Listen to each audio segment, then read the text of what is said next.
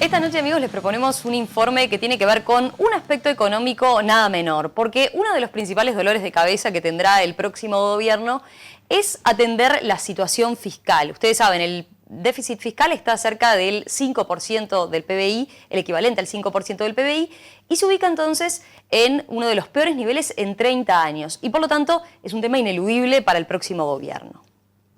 ¿Por qué es importante? Porque los analistas ya sostienen que, de seguir así, vamos a una situación insostenible. Y si no se corrige, obviamente tendremos más endeudamiento del que tenemos. Y las calificadoras de riesgo, hasta ahora, nos mantienen el grado inversor, pero dan por descontado que habrá que hacer correcciones. Decíamos, Leo, los analistas entienden que seguir así es un camino insostenible. Bueno, miren lo que decía, por ejemplo, y lo que escribía en Twitter el otro día el economista Gabriel Odone, el principal ejecutivo de la consultora CPA Ferret. Decía, partiendo de un déficit fiscal primario de 1,5% del PIB, el nivel actual, y asumiendo que la deuda pública paga intereses por 5,5, una tasa promedio actual, el PBI de Uruguay debería crecer al 6,5% anual por 10 años para que la trayectoria de la deuda sea sostenible.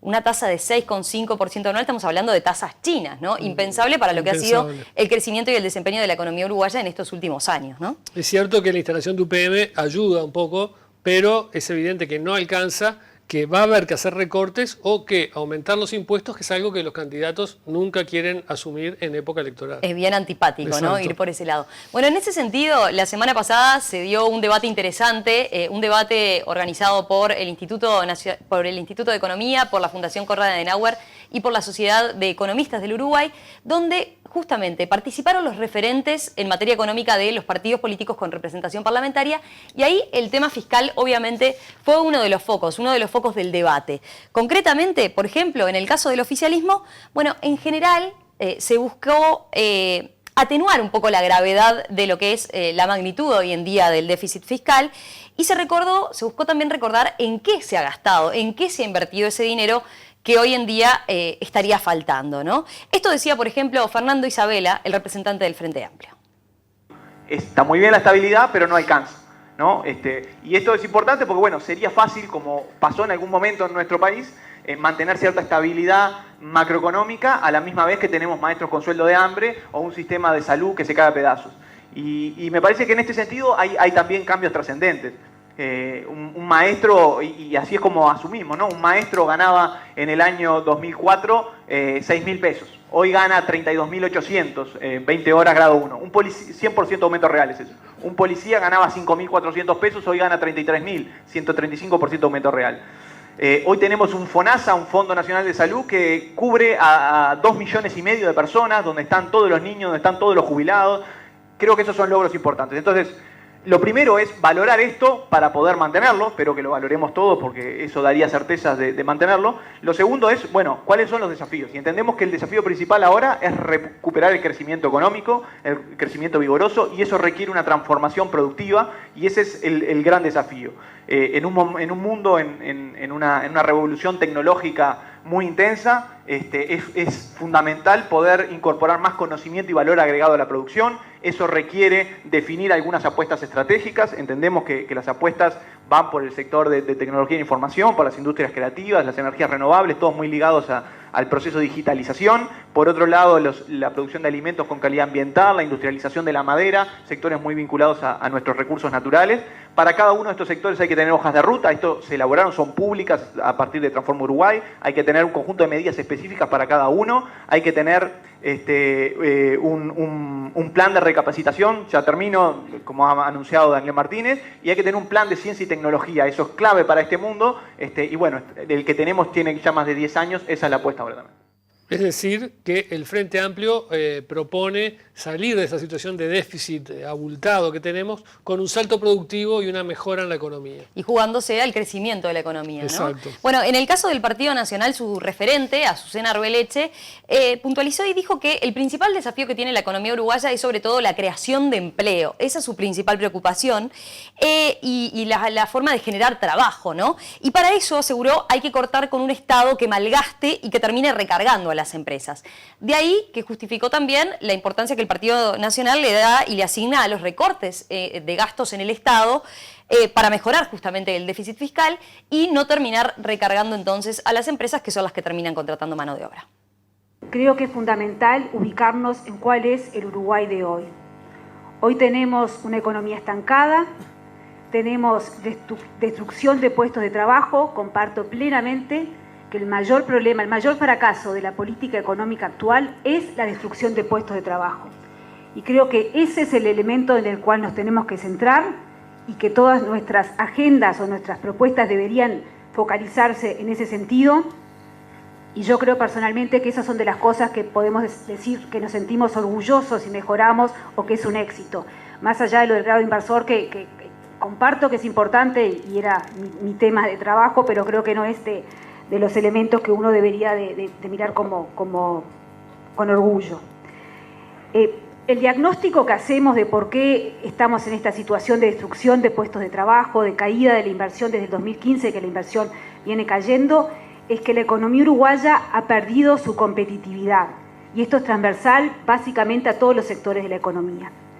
Y si vemos qué es lo que hay detrás de esa pérdida de competitividad, vemos que básicamente el responsable es el Estado con una conducta fiscal que no ha tenido límites. Hoy nos encontramos con un déficit fiscal en el entorno de 5 puntos del producto. Esto básicamente, para que tengamos idea, es lo que a fin del año se va a destinar en el presupuesto a toda la educación. Es mucho dinero. La deuda en términos del producto no está estable, desde el 2014 que la deuda viene aumentando en términos del producto, la deuda neta, y eso nos lleva a una situación en que hay que analizar cómo frenar y mejorar el resultado fiscal. Y creo que cada uno de los que estamos acá tenemos que dar una respuesta a eso. Nuestra propuesta no va por el aumento de impuestos, sino que va por el lado de generar ahorros, tener un Estado más eficiente que pueda generar ahorros y trasladar eso a las empresas en general. Un diagnóstico parecido, similares propuestas, hizo la referente en economía del Partido Colorado, Ana Inés Servino. Baja el déficit fiscal a niveles del 2% del producto, que nos permita tener un nivel de sostenibilidad de deuda, o sea, entrar en una dinámica de sostenibilidad de la deuda. También comparto con Azucena que la deuda no está estable, ha crecido en los últimos años 7.000 millones de dólares y el ratio de deuda-producto ha venido creciendo y esto pone en riesgo nuestro grado inversor, que es un activo del país, sin duda, porque esto nos permite tener mejores tasas de interés para financiar tanto la deuda pública y también a las inversiones privadas, pero es fundamental para poder mantenerlo, hacer una reducción del déficit fiscal que nos permita mantener ese grado inversor, que las calificadoras nos han puesto ya luces amarillas respecto a la posibilidad de perderlo, y por lo tanto lo que se plantea es hacer reformas estructurales para que muestren que vamos en el sentido correcto para poder reducir estos desequilibrios que tenemos. Y para eso tenemos, nos parece fundamental tener un gasto más eficiente, hacer ahorros dentro de lo que es el sector público y las empresas públicas, profesionalizar las empresas públicas y también mejorar lo que es el clima de inversión, que nosotros lo ponemos como, es el marco en el cual las empresas están dispuestas a invertir, y para eso hay que ampliar mercados y tenemos que mejorar la competitividad de las empresas. Las empresas están sin rentabilidad y no están pudiendo encontrar proyectos que les sean rentables, y para eso es muy importante el reducir el déficit para poder mejorar la competitividad del país y ayudar a las empresas con menores tarifas para poder fomentar las inversiones y lograr encontrar proyectos rentables que generen empleo y por lo tanto mejoren el bienestar de todos. A su turno, Isabela, el representante del oficialismo, contestó a varios de estos cuestionamientos que le hacían las referentes de los partidos tradicionales. Hay un par de consideraciones para hacer. En primer lugar, el principal problema del déficit fiscal se asocia al aumento de la deuda, ¿no? Un déficit fiscal sostenido lo que genera es un endeudamiento cada vez más alto que implica cada vez mayor pago de interés. Eso es un problema para la economía. En este sentido, es muy importante tener presente que la deuda como hay que medirla, que es la deuda neta en relación al PIB, ¿sí? Estaba en el 75% en el año 2005, cuando asume el Frente Amplio, ahora está en el 41%, y sí, hace un par de años que está en el 41%, bastante estable. Ese en primer lugar. En segundo lugar, hay una cuestión técnica que hay que tener presente. De 135 países que registran en el Fondo Monetario Internacional, que reportan al Fondo Monetario Internacional, hay solo 2 países, Brasil y Uruguay, que en el déficit global consideran el parafiscal. El déficit parafiscal es el que surge de la acción del Banco Central. El Banco Central interviene a los efectos de evitar oscilaciones en el dólar, y eso no es política fiscal, no tiene que ver con la política de gasto, tiene que ver con mantener cierta estabilidad, y eso en el mundo nunca se registra como déficit, nosotros lo registramos como déficit. Digo esto porque a los efectos de hacer una comparación, eso es un punto del PIB. ¿Sí? En tercer lugar, es importante tener la visión del ciclo y la corrección por ciclo. Es natural y esperable que en un momento de fuerte desaceleración económica el resultado fiscal empeore. Es así porque además eso debe ser así porque es un mecanismo de ajuste automático. Si uno obligara a que el déficit fuera siempre cero, lo que haría es una política fiscal totalmente procíclica, implicaría que en los momentos de desaceleración fuerte uno lo transformaría en una crisis brutal. Entonces hay que tener la corrección por ciclo y tener presente en el momento en el que estamos, en el momento que está toda la región, ¿no? Que es un momento económicamente muy difícil. Desde esa perspectiva, corregir el resultado fiscal es una cosa muy importante. La apuesta central es retomar el crecimiento. En la medida que la economía retoma el crecimiento, los ingresos fiscales que están atados a la actividad económica empiezan a aumentar, y si el crecimiento es importante, eso ayuda a salir de la situación. Y nosotros entendemos que en este momento hay un contexto bastante positivo en ese sentido, que hay un montón de factores que pueden ayudar a pensar que estamos en un momento de empezar a retomar el crecimiento económico. Eso se puede ver, por ejemplo, que está aumentando la inversión extranjera de manera importante. Eso es una cosa relevante, sin contar UPM, estoy diciendo. Estamos en un momento, además, en que hay una inversión en infraestructura muy fuerte que se está haciendo, en inversiones educativas, en inversiones viales. Y sobre el final de su alocución, Isabela cuestionó lo que él entiende son algunas, lo que él llama recetas peligrosas de la oposición. Ojo con los ajustes en momentos de desaceleración económica fuerte. Los ajustes llevan a crisis. Eso es lo que no queremos. ¿Hay riesgo de que esos recortes de gasto que propone la oposición en momentos de caída de la actividad sean recesivos? Esto lo contestaba la referente del Partido Nacional, Azucena Arbeleche. El déficit fiscal tiene que mejorar y los dos caminos son o aumento de impuestos o disminución del gasto. Nosotros entendemos que el crecimiento no da los números, el objetivo es en que la economía empiece a crecer y a generar empleo, pero que no dan los números y inmediatamente el año que viene, en realidad ya tendríamos que estar mejorando el resultado fiscal y no aceptar que vamos a terminar con un 4,6% del producto. La decisión de ir por los gastos es porque entendemos que el aumento de impuestos, eso sí sería recesivo. Tenemos una economía estancada, tenemos destrucción de puestos de trabajo, inversión que está cayendo, con lo cual cualquier aumento de impuestos no solamente sería injusto, porque hasta ahora, a pesar que el déficit ha estado empeorando, ese gasto, el origen de ese déficit empeorando ha sido el gasto creciente, pero se le ha pedido a la población que pague más impuestos y que pague más tarifas públicas. Por lo tanto, sería absolutamente injusto en primer lugar, pero desde el punto de vista económico sería absolutamente irracional, porque lo que generaría sería exacerbar esta situación de estancamiento, y ahí sí diría yo que estaríamos en una situación recesiva.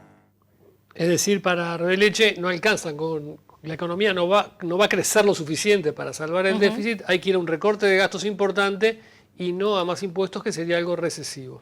El que tiene una postura intermedia en este caso, en estos dos planteos antagónicos que parece haber entre el Frente Amplio y los partidos tradicionales, es el Partido Independiente. Así lo planteaba, por ejemplo, Marcel Vaillant, que fue el referente económico de este partido.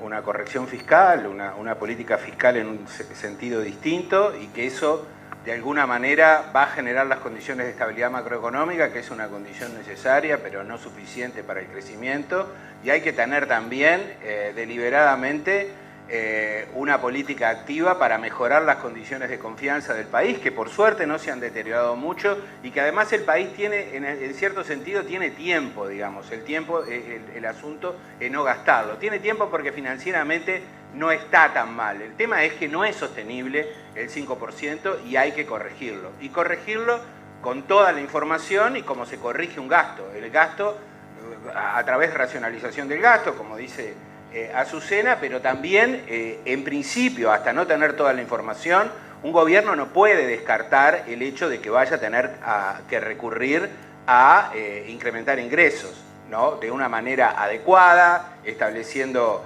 que sean lo menos regresivos posibles, es decir, una manera progresiva de recaudar, pero tiene que recaudar porque el objetivo de la estabilidad fiscal es básico, es fundamental, es algo que el país tuvo y mantuvo y que no podemos perder.